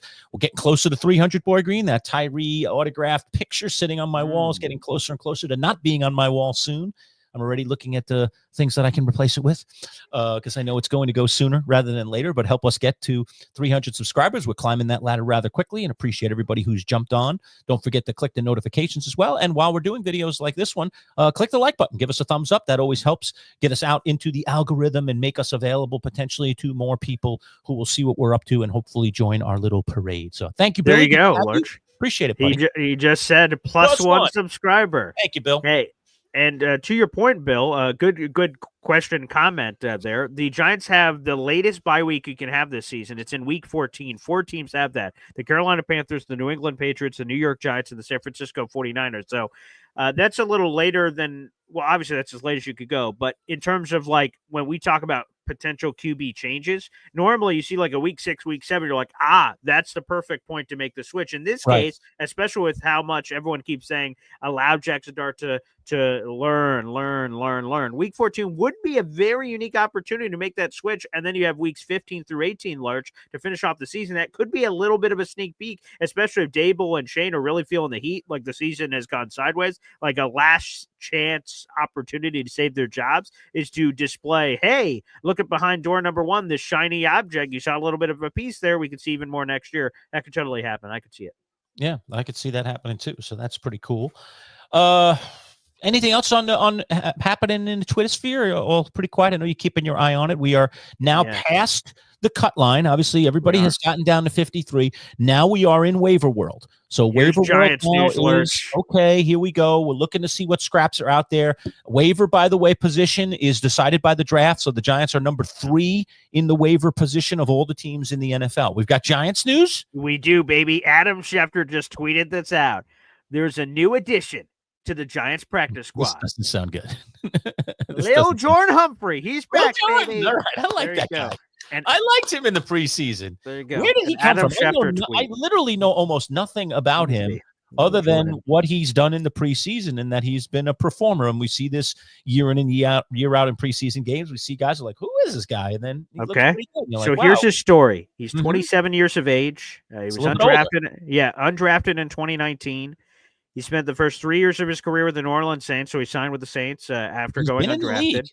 Yeah, he has. After his Saints trip, he spent a year with the New England Patriots in 2022. He spent 2 years with the Denver Broncos, 2023, 2024, and then most recently was on the Giants this offseason, and now he will remain a member of the Giants. Again, he has now successfully passed through everything, although he's a veteran. He didn't need to pass through anything with how long he's been in the league. Do you know where he went to school? Do you have that in front of you? I do, yes. Little Jordan Humphrey went to Texas. He was born and raised in Texas and went to Texas. So a big school down there. Yeah, big school. Yeah, big school for Lil Jordan Humphrey. And there you go. So about that guy, yes, nothing little at all. He is, let me get the height. I think he's 6'4". Yeah, 6'4", 225 pounds, which is big dude. Sort of hilarious that is his nickname. But there you go. So some Giant news, Lerch. See, there you go, baby. I wonder if he's, he's had stone hands for the first bunch of years, and that's why he's not catching on anywhere. Because physically, he looks like a guy that belongs. And obviously, he made some nice plays for the Giants in the preseason and seemed to be kind of a favored target among all three quarterbacks. So the guy was getting some run, which is always fascinating. Again, preseason is preseason. Always put it into perspective. But the guy looked like he belonged. When I see guys that look like they belong, I wonder what's up, what's wrong. Yeah. Is it work ethic? Is it, okay, there's certain things they really don't do well. And, maybe they eventually work on those skills and get better. So I don't know whether he had stone hands and now he's getting better catching the football. Yeah, or what's going on. But, he looks legit. That's a nice guy to have on your practice squad. Remember, not too many years ago, I guess we're going back a little bit, but Victor Cruz was a guy that was just a practice squad guy for the Giants. I don't know where he came from. Same thing. Like, I know nothing about Cruz's backstory. All of a sudden, he's playing in preseason games and making all kinds of spectacular catches. The next thing you know, he's on the roster. The next thing you know, he's a star on the team. I mean, he went from nowhere to superstar for the Giants. So it can happen. You can find these guys that either nobody wants or nobody knew about. All of a sudden, they play pro football and they look like a pro football player. And then you realize you have something and you've got it for virtually nothing. Yeah, Victor Cruz was born and raised in New Jersey, ended up going to college at UMass, went undrafted, ended up on the Giants, spent a bunch of years there. Do you know, so he spent the majority of his career with the New York Giants. Do you know the one other team that Victor Cruz had a cup of coffee with before he hung it all up? Do you know who that team is, Lerch? I do remember when he left the Giants. Yeah, let me see how many months he spent with his team. I don't remember. So he spent, give or take, about 4 months with the team, and that was it. Titans? I don't know. It's a weird team. The Chicago Bears. He spent 4 months randomly with the Bears. There you go. Yep, that was it. Yeah, couldn't grab it, but yes, correct. Right. Correct. Random nugget there. There you go. So Victor Cruz, and again, I'm continuing to monitor the breaking news that could be coming in at any minute here as waiver news and things of that nature. How about this one, Boy Green? We need to grab that 6'4" kid that Miami cut. Andrew Armstrong, dude led the SEC in receiving yards, so he's out there, I guess, huh? Yeah, that would be another one. There's a lot of big. Miami also cut their former. He's like a 5th-round pick. Zuzuzama.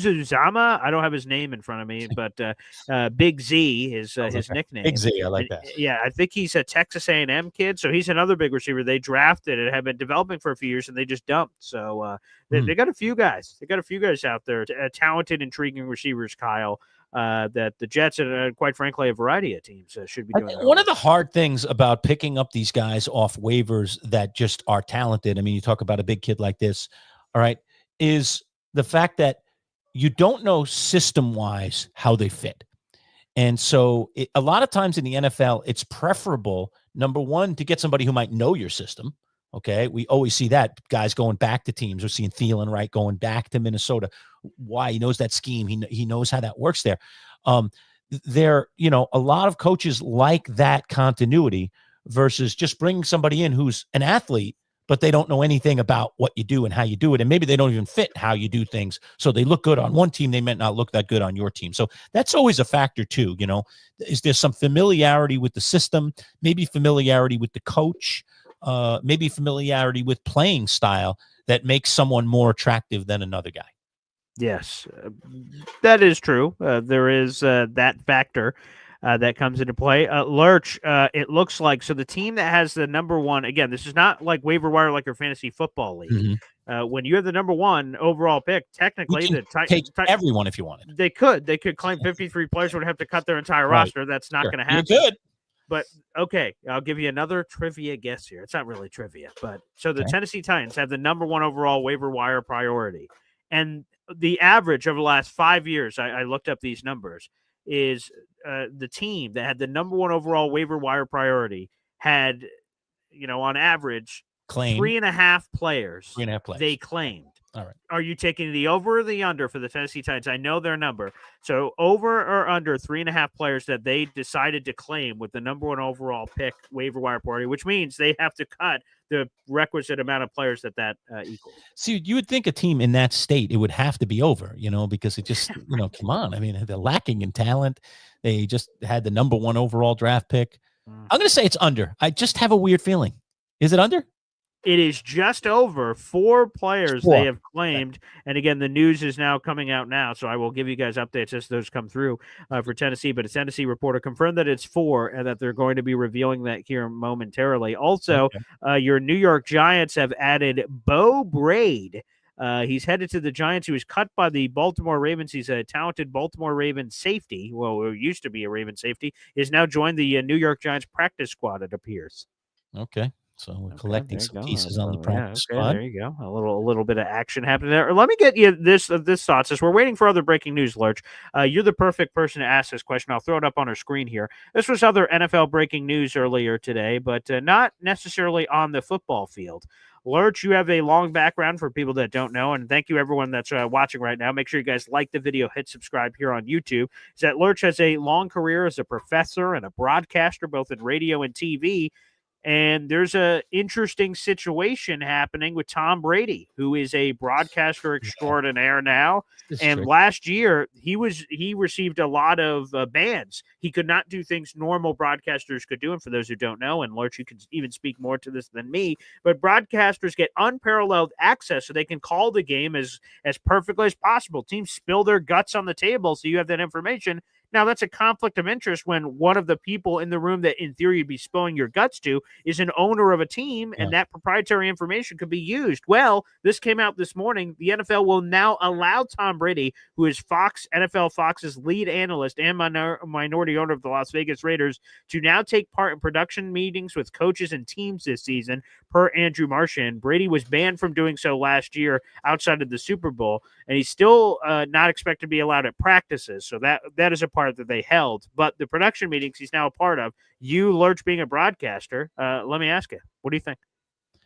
I mean, I definitively do think it is a conflict. It is a conflict of interest. I mean, clearly, he's getting inside information that other people don't normally get, and he can, in his own way, apply that to the franchise that he is part owner with. I mean, just insight about other teams' players. At this time of year, guys that made the roster, didn't make the roster. There's just information that's valuable, and he's getting priority access to that information. And I think that's very sketchy for an owner. I do not like this decision. I know it was coming to a head a little bit because, Fox is paying him a ton of money, and now he can't even be part of their prep for the game. And he's on the number one broadcast team, and they want him to be well prepped. They want him to have the insider information. So when the broadcast is happening, he can say, and we were talking to the GM here, and when we were talking to the coach, and when we were, chatting with this player, we found out this, that, and the other thing. I mean, we want that kind of insider access from our play-by-play and color analysts. There's no question about it. It's important to a broadcast that we get that out, get that information out. But he elected to jump into this deep end of the pool of being ownership. And I just think there is no gray here. It should be black and white. I think the decision they made last year should have stood.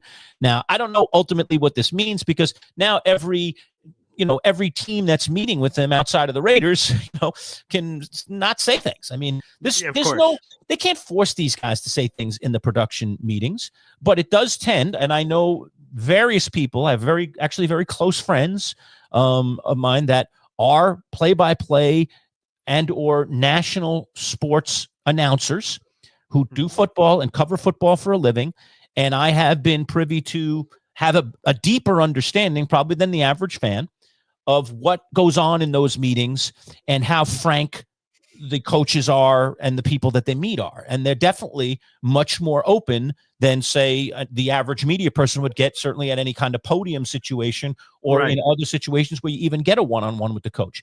This is a very kind of a free-flowing conversation that happens with the national broadcast, because there's a thought here about you giving us information helps us deliver your product to an audience in a much better way. And I think the teams kind of buy into that. And so they give a little bit more in those meetings. Maybe not everything's on the record. There are plenty of things that are off the record. I have heard stories about that as well. But they get good information that in some way they can apply to the broadcast. And now Brady, because he became a part owner, wasn't part of that. And now they're letting him back in that door. I'd have to say I disagree with the decision. That's my take on it, Boy Green. That's very fair. Hey, Lerch.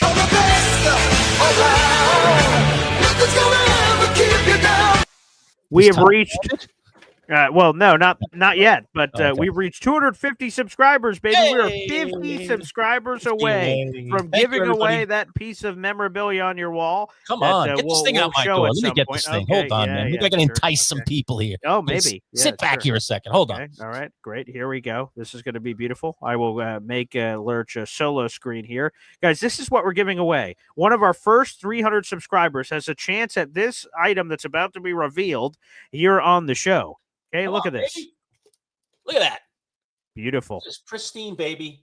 That is great. I'm giving you the frame, I'm giving you the mat, and I'm giving you the picture. I'm not pulling it out of here and just giving you the picture. I'm giving you the whole deal. What you see can be hanging on the wall of your man cave. Yep. David Tyree. If you're a Giants fan, you definitely want this. Of course. If you hate the Patriots, you definitely want this. And if you're just a fan of the Super Bowl.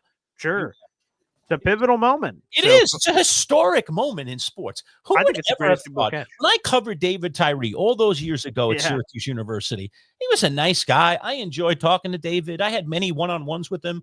I was like, this guy's interesting. He's got a religious side to him. He's kind of an interesting guy. I remember him when he came on campus as a little freshman, and you always see them when they're freshmen, and then when they come out and they finish as seniors, and you're like, wow, different guy, different body, different personality, more polished. You see these young guys grow when they stay 4 years in a program like Tyree did. And I just remember, I have very vivid memories of David Tyree, but for him to not only have played in a Super Bowl with the Giants and won a ring, but to have participated at the level he did, considering what he had done during the regular season, is mind-boggling. And then the fact that that guy ends up on the field at that moment and gets the ball thrown in his direction, which had barely happened at all during the entire season, and he makes that catch, which to me, I think, in all honesty, in Super Bowl history, I think it's the greatest catch in Super Bowl history. Maybe there have been a lot of great ones. I'm a Giants fan, but I think it's the greatest catch in Super Bowl history. There have been other great ones, and we can argue about it all day, but the way he pinned it, the way the defense had him, the whole breakdown of the play, Manning just scrambling and chucking it, boy. And I've heard these stories, Billy on YouTube. Yeah, it's true. Yes, we talked about this last week. We were talking about this when I showed the picture. He was dropping everything in practice. Like he just didn't have David Tyree, even at Syracuse. While he made some nice plays here, you can go look at his stats. Boy Green, he had respectable stats at Syracuse, but he was known for being, dare I say, a little stone-handed. Okay, that he dropped some easy ones. He made some great catches, but then dropped some really easy ones. So his hands were definitely a question, which is why his star power in the NFL, if you want to call him, what kept him in the NFL? He was an amazing special teams player. He's a great gunner. He was a good tackler. So he did things on special teams that kept him in the NFL. And then just weird stuff that happened that night of the Super Bowl, injuries and stuff. All of a sudden, he was forced into do that. Like, hey, we got to go to the sixth receiver, put Tyree in there. And then the next thing you know, the guy is catching passes. And then he makes that catch. Just insane. It is insane. So unusual that it could actually ever happen. All right, I just dropped it on my page because, again, for those who don't know, and maybe this could be confusing for people that are unclear, we stream live on 3 different destinations for these live shows. It is the Manchild Show Boy Green Digital Facebook page, my YouTube page, and our YouTube page, the Manchild Show Boy Green Digital. On my YouTube page, I just dropped the direct link for you guys to click and subscribe here. So, Philly Noodles, I see you asking, where's the link to the page? You guys can also look it up at any point at MC Show Digital. Feel free to subscribe there. Again, one of our first 300 subscribers will walk away with that beautiful David Tyree framed Super Bowl photo. And we have more gifts to give. And all you have to do is be subscribed to the channel, which, by the way, is free to do. So, Philly, get your brothers, sisters, cousins, nephews, uncle, gardener, everybody. Get them all on the train, baby. We'd love to have you. We do a lot of live content. And Philly was like, oh, I was already subscribed. Well, you know what? That's okay. Either way, it's good to remind everybody for this magical internet world. That's hilarious. Oh, boy, Green, I want to stay on all day today. I really would, because there's news breaking all around us. But you know what I have to do. Oh, I do. It's the worst. I do not want to do it. I should just stop. I just not show. Maybe I'll just do a no show. I actually, folks, have to go to the dentist. I have one cavity. I got checked up about a month ago or so, and I have to go back and get my cavity filled today. So I'm so looking forward to a day of Novocaine and drilling. But I must do it. I must do it. And so I need to say to you, Boy Green, final thoughts if you have any, my friend. Well, just stay tuned. If there's any massive, big waiver wire news, that's a tongue twister. What we will do is we will be doing YouTube shorts and things of that nature. And right, so keep an eye on that. 100%. So stay tuned for that. So we just had our live show today. We have more content to come over the coming days. We're waiting on our NFL people. I know normally you guys would have already heard some of those interviews, but we want to hold out and make sure you guys get the most up-to-date, latest information. So we'll do check-ins with Jets, Giants, and Bills coming up this week. So just stay tuned to the channel. If you're subscribed, you guys will definitely see it. All right. Yeah. And, I know you really want me to do this badly, Boy Green, because it once happened to you on our radio show. But I would think I'm likely to get some Novocaine today because he's doing a filling. So I'm probably going to get, numbed up, as they say. And you got numbed up a number of years ago. And then your dentist said something like you'll be fine in 15 minutes or something. I don't know what this guy was thinking. I think he must have given you 3 shots of Novocaine. So Boy Green came on the air with me on the radio show, numbed up, and he couldn't speak. I mean, or he spoke ridiculously. I mean, it was like, the episode of Seinfeld with Kramer. I mean, just a mess, right? It was a disaster. And he somehow hung in the whole show. I was like, you need to go. Like, what is happening?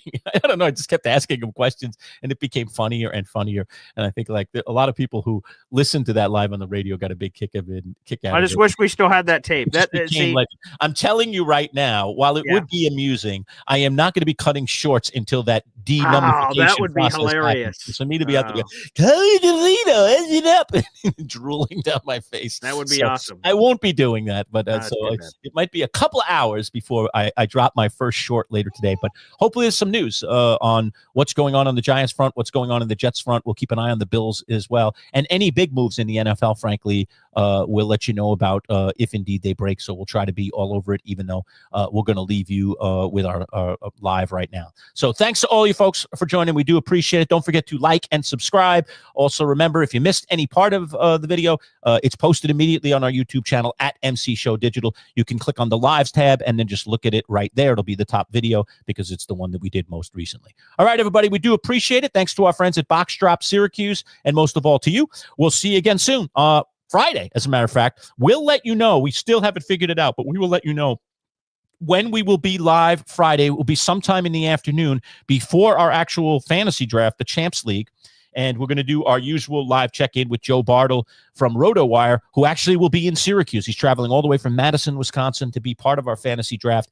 And we will do it probably at the venue, Smoky Bones in Clay on Route 31. We will do our interview with Joe likely there live on Friday afternoon. So we'll let you know the exact time of that once we get that all ironed out. So that'll be the next time we're live. And like Paul said, keep your eye out. We're dropping Jets, Giants, and Bills insiders along the next couple of days. So keep yourself tuned to that. All right. We'll see you again soon, folks. Take care. Thanks for tuning in. Peace out.